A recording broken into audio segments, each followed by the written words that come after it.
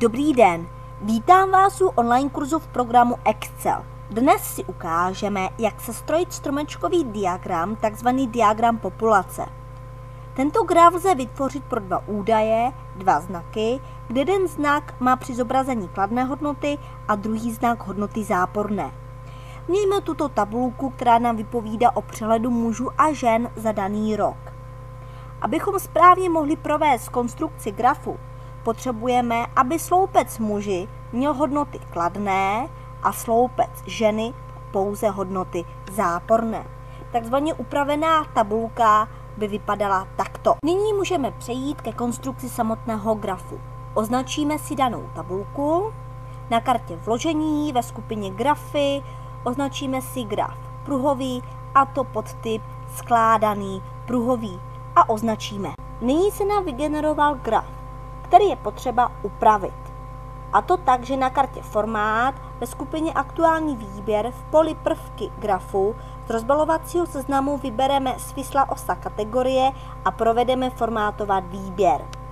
V dialogovém okně formát osy v kategorii možnosti osy označíme kategorie v obráceném pořadí, vzdálenost popisku od osy změníme na hodnotu 0 a popisky osy z rozbalovacího seznamu vybereme hodnotu nízko.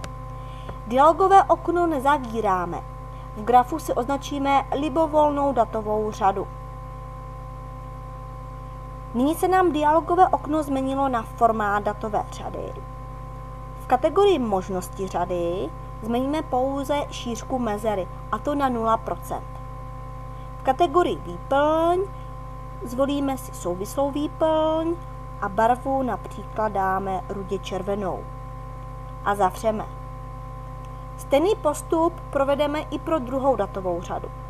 Označíme si celou datovou řadu, na kartě formát ve skupině aktuální výběr již už provedeme formátovat výběr, protože v poli prvky grafu již máme označenou datovou řadu řada muži.